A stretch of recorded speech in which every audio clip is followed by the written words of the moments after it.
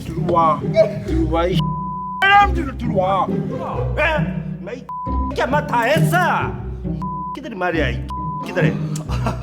한국 영화를 보다 보면 여러분들은 반드시 욕이 잔뜩 뒤섞인 대사들을 만나게 됩니다. 그리고 그렇게 쉴 새 없이 난무하는 욕설들에 조금씩 익숙해지다 보면 나중에는 그걸 욕이 아니라 가벼운 추임새처럼 느끼게 되기도 하죠.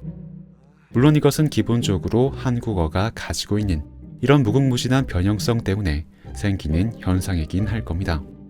그리고 지금까지 한국에서 많이 만들어졌었던 대중 영화들이 주로 느와르 장르에 기반을 두고 있었던 그런 산업적인 요인도 있었을 겁니다. 어두운 세계의 인물들을 영화의 주인공으로 다루다 보니 욕설이 자주 나오는 것은 오히려 자연스러운 일로 봐야 한다는 거죠. 거기다 데드풀 같은 특이한 케이스가 아닌 이상해야 외국 영화에서는 아무리 욕이 많이 나오더라도 보통은 젠장이나 제기랄처럼 밋밋하게 순화가 된 자막으로 전달을 해주기 때문에 한국 영화에 등장하는 욕들은 상대적으로 더 민감하게 인지되는 측면도 분명히 있었을 겁니다. 그러니까 한국 영화에는 욕설이 너무 많다는 일각의 그 문제의식에는 어느 정도의 오해가 섞여 있을 가능성도 있다는 거죠. 하지만 그럼에도 불구하고 한국 영화에 욕이 자주 등장하는 건 어느 정도는 인정할 수밖에 없는 사실일 것 같습니다. 특히나 기껏해야 바보 자식, 이 자식 저 자식 정도의 욕밖에 할 줄 모르는 일본의 영화와 비교를 해본다면 더더욱이 말이죠. 그렇다면 한국 영화에는 왜 이렇게 많은 욕이 나오는 걸까요? 혹시 앞에서 열거했었던 언어적, 영화 산업적인 요인들 말고도 무언가 다른 이유가 더 있는 것은 아닐까요?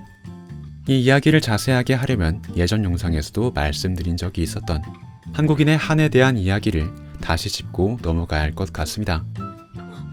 과거 계속 보게 해주라는 거잖아요. 저기 앉은 우리 자식놈들 무사원이 시험을 볼 수 있게 해주라고요.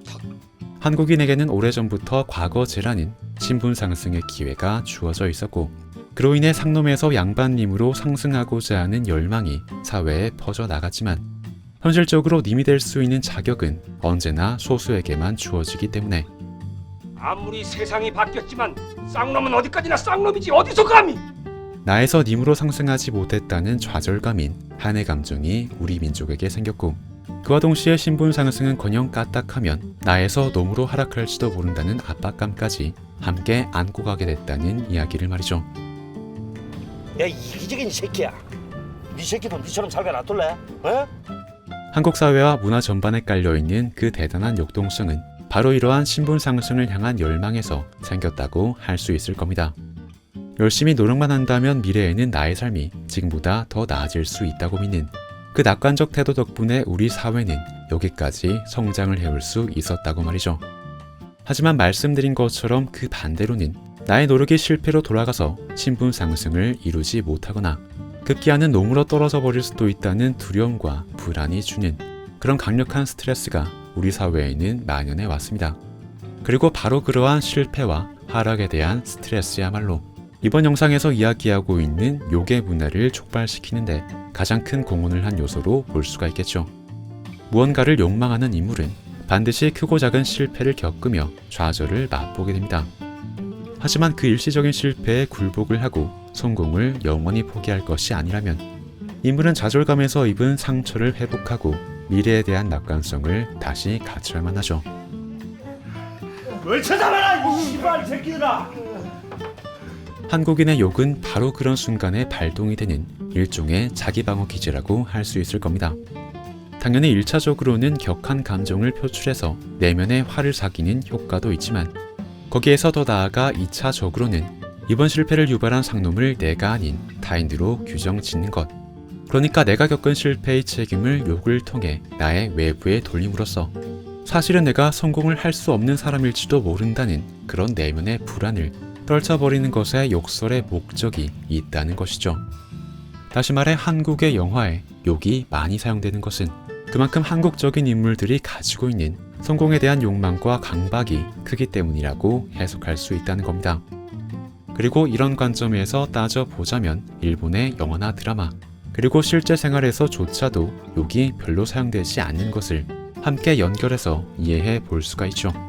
그건 어떤 분들이 이야기하는 것처럼 단순히 민도가 높아서가 아니라 한국과 같은 상승지향 욕구가 일본에는 상대적으로 덜 형성되어 있기 때문에 그만큼 욕으로 남 탓을 내서 내 미래에 대한 낙관성과 자신에 대한 확신을 회복할 필요도 훨씬 적기 때문으로 봐야 하지 않을까 싶습니다. 항상 말씀드렸던 것처럼 일본에서는 여러 사회적인 요인으로 인해 개인이 특출나게 뛰어나서 성공을 하는 것보다는 주변과 잘 어우러져서 안정적으로 자리를 잡는 것이 훨씬 더 중요하게 여겨져 왔으니까요. 그러니까 지금까지 했던 이야기들을 대강 정리하면 이렇습니다. 한국어의 기본적인 특성과 느와르 장르의 번성, 그리고 번역된 자막이 갖는 한계와 같은 외부적 요인이 1차적으로 작용을 하고 2차적으로는 성공을 지향하는 한국인들이 자신의 능력과 미래에 대한 낙관성을 지켜내려고 하다 보니 그게 내부적인 요인이 되어 지금처럼 욕을 많이 쓰게 됐다고 말이죠. 물론 가끔씩은 무의미할 정도로 욕설을 남발하는 영화도 분명히 있지만 관객들이 욕설이 섞인 대사에서 카타르시스를 느끼는 것은 이런 측면에서 이해해 볼 수 있지 않을까 싶습니다. 그럼 오늘 영상은 여기에서 마쳐보겠습니다. 시청해주셔서 감사드립니다.